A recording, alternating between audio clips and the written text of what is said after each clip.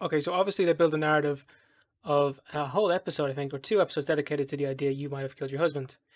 Um, so to people who think that, who may be watching the show or whatever, what do you have to say, and what do you think actually happened to your husband or ex-husband? I don't know why people call him my ex-husband because I didn't divorce him. I had no intention of divorcing him. I loved him. I think he crashed out over the Gulf. And if you look at all of the evidence, that's what the evidence says happened as well. That's not the narrative that was painted in Tiger King. And so people kept saying over and over throughout Tiger King, I think she knows more than she's telling. And they would say things like, I didn't cooperate with the police. And I'm like, what are you talking about? I keep a diary. I've kept a diary my whole life. And so I had kept track of all of the faxes back and forth with the sheriff's department for years. Every time I came across anything I thought was even potentially a clue, I would fax it over to them and they would send back information when they had stuff. And so we were conversing for many years. And finally it was just like, we're all out of clues, we're all out of places to look. And it's kind of like Occam's razor. His van's at the airport, he's missing. He can just barely read or write.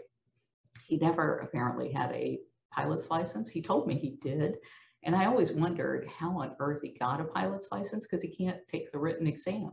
And so his son-in-law worked for the Federal Aviation Authority, and I thought he must have gotten his son to take the written part of that exam if he got a license.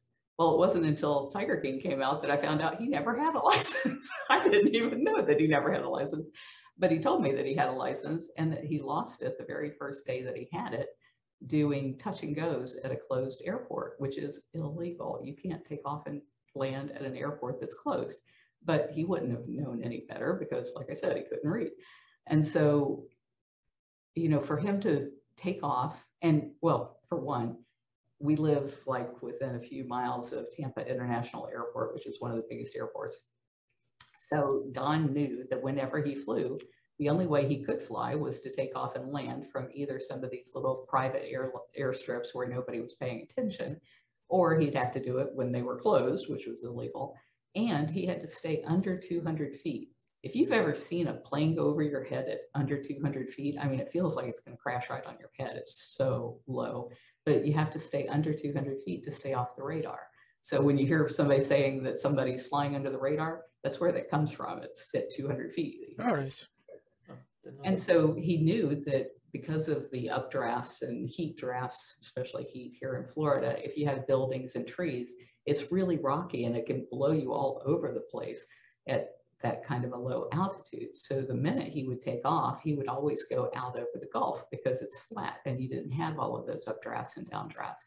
And if he was flying some experimental or ultralight or some illegal plane, because he didn't care about having annuals done on planes and making sure they were safe and legal because he wasn't flying legally. So his van's at the airport. It's most likely that he took off from that tiny little airstrip, went straight out over the Gulf like he always did, and managed to crash himself. He'd already crashed 3 times. I've never known anybody who survived a plane crash. He survived 3 times, and I just think the 4th time he didn't.